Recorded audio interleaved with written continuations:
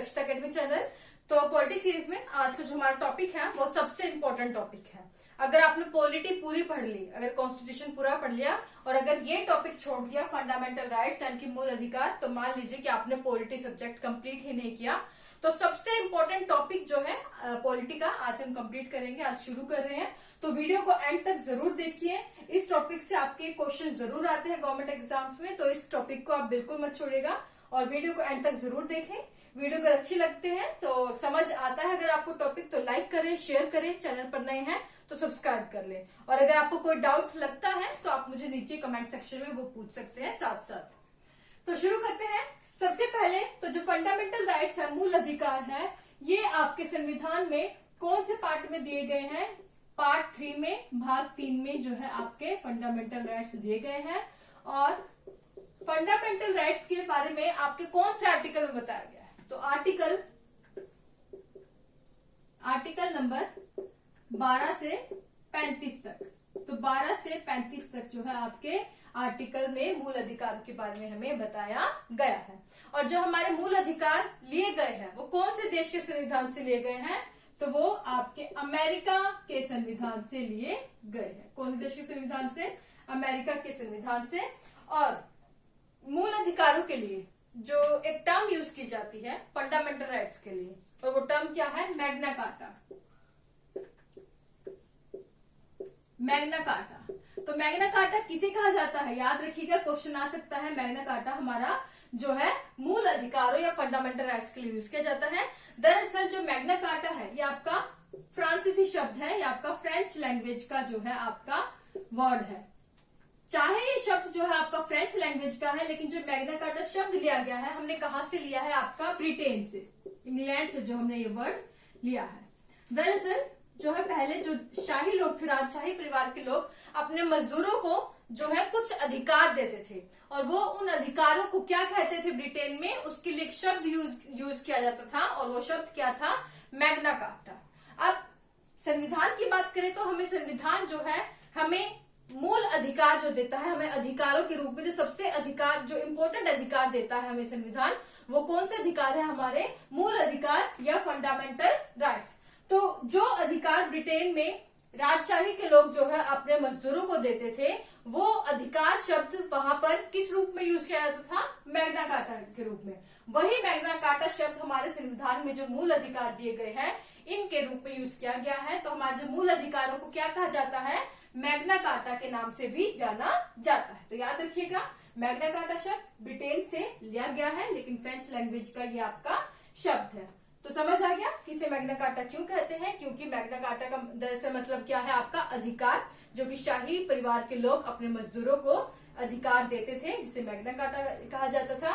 और हमारे अधिकार क्या है संविधान में? मूल अधिकार के रूप में। तो इन्हें भी इसलिए मैग्ना कार्टा कहा जाता है। ओके, उसके बाद नेक्स्ट अगर हम बात करें तो जो हमारे मूल अधिकार है ये कानूनी अधिकार से किस प्रकार अलग है?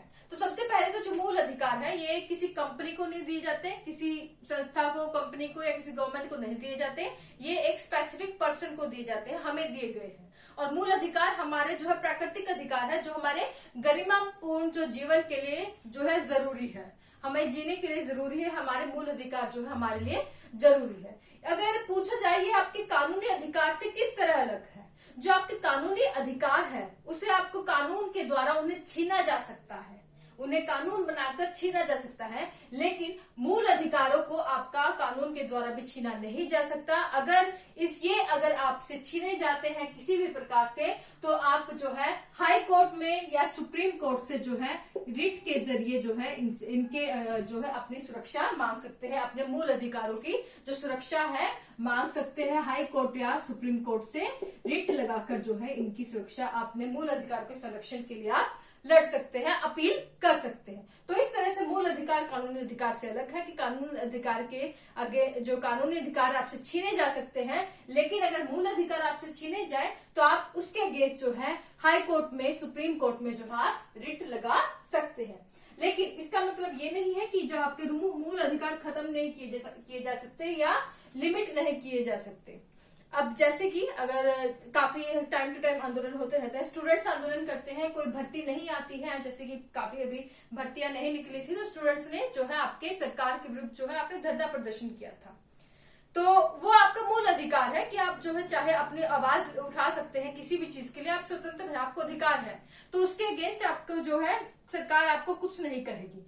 लेकिन क्योंकि आपको मूल अधिकार है कि आप जो है धरना प्रदर्शन आप कर सकते हैं, लेकिन अगर आप यही जो धरना प्रदर्शन है सरकार के विरुद्ध तब करें जब देश में कोई बाहरी शक्ति द्वारा आक्रमण किया जाए, दूसरे देश के द्वारा जो है हमारे देश के अगेंस्ट युद्ध कर दिया जाए, या फिर तब अगर आप धरना प्रदर्शन करें जब देश में इमरजेंसी की कंडीशन हो, आपातकाल लगा हो, तब आपके जो है मूल अधिकार आपके पास नहीं रहते। उन कंडीशंस में जो है आपके मूल अधिकार को क्या किया जा सकता है, निलंबित किया जा सकता है, आपके जो है मूल अधिकारों को सस्पेंड जो है किया जा सकता है। तो ये आपको जो है याद रखना है। आगे हम जब एक एक चीज पढ़ेंगे तो हम ये चीजें और डिटेल में पढ़ेंगे, लेकिन अभी के लिए आप इतना याद रखें कि आपातकाल जैसी स्थिति में, बाहरी आक्रमण जैसी स्थिति में आपको जो मूल अधिकार है वो आपके निलंबित या सस्पेंड जो है वो आपके किए जा सकते हैं। तो ये चीज आपको याद रखनी है। ओके, अब अगर हम बात करें तो स्टार्टिंग में जो आपके मूल संविधान में आपके जो मूल अधिकार थे वो टोटल कितने थे, 7 थे, लेकिन बाद में अभी अगर प्रेजेंट की बात करें तो ये आपके 6 रह गए हैं, 6 सिर्फ मूल अधिकार रह गए हैं, क्योंकि जो हमारा एक मूल अधिकार था यानी कि संपत्ति का अधिकार, कौन सा, संपत्ति का अधिकार, ये अब कानूनी अधिकार बन गया है। कानूनी अधिकार कौन से आर्टिकल के तहत, आर्टिकल 301 के तहत ये आपका कानूनी अधिकार बन गया है, और ये आपका मूल अधिकार नहीं रहा। और ये संशोधन आपका कब हुआ, ये कॉन्स्टिट्यूशनल अमेंडमेंट हुआ, 44वां संविधान संशोधन, 44वां कॉन्स्टिट्यूशनल अमेंडमेंट, जो कि आपका कब हुआ, 1978 में। इसके तहत जो है आपका एक मूल अधिकार जो है खत्म हो चुका है, एक मूल अधिकार जो है अब एक कानूनी अधिकार बन चुका है, जो वो कौन सा था, संपत्ति का अधिकार, और वो अब कहाँ जा चुका है, कानूनी अधिकार के रूप में आर्टिकल 301 के तहत। तो ये क्वेश्चन कई बार पूछा जाता है, तो आपको याद रखना है। तो अब बाकी जो हमारे 6 मूल अधिकार रह गए हैं वो कौन कौन से हैं, तो हम इन्हें देख लेते हैं। अभी तक कोई डाउट नहीं रहना चाहिए आपको, साथ साथ आप समझते चलिएगा। वीडियो अगर अच्छी लगे तो लाइक करें, शेयर करें, चैनल पर नए हैं तो सब्सक्राइब कर लें। तो अब हम देखते हैं जो हमारे 6 जो मूल अधिकार है वो कौन कौन से हैं। पहला है आपका आर्टिकल जो 14 से 18 में आपका बताया गया है, राइट टू इक्वलिटी, यानी कि समता या समानता का अधिकार।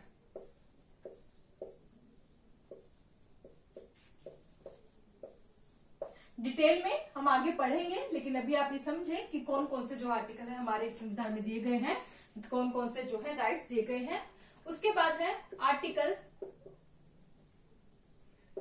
19 से लेकर आर्टिकल 22 तक, वो है आपका राइट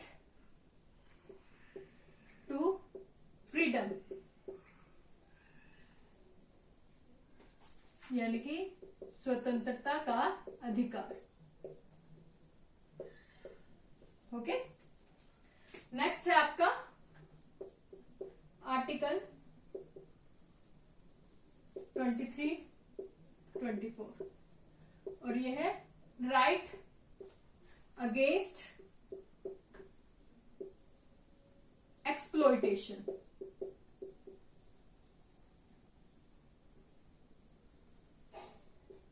और ये क्या हो गया आपका, शोषण के विरुद्ध अधिकार।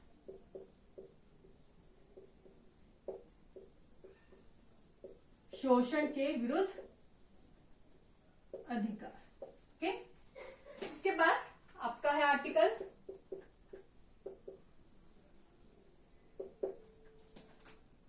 25 से 28 तक, और ये है आपका धार्मिक स्वतंत्रता का अधिकार, यानी कि राइट टू फॉलो,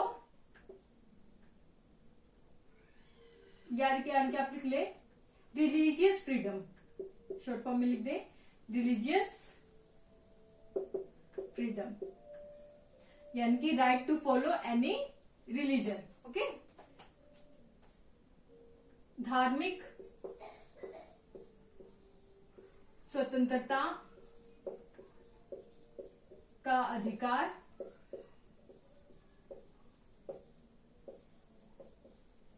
उसके बाद है आर्टिकल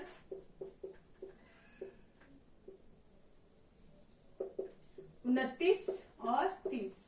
तो आर्टिकल 29 और 30, आर्टिकल 29-30 है आपका एजुकेशनल राइट, ये आपका रिलीजियस फ्रीडम राइट। इसके बाद है आपका एजुकेशनल राइट, और ये क्या है आपका संस्कृति और शिक्षा का अधिकार, संस्कृति और शिक्षा का अधिकार। और उसके बाद लास्ट आपका रह गया आर्टिकल 32, और ये क्या है constitutional remedies right, for constitutional remedies right.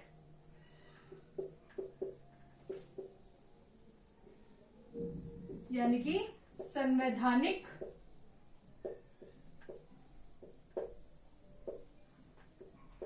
उपचारों का अधिकार।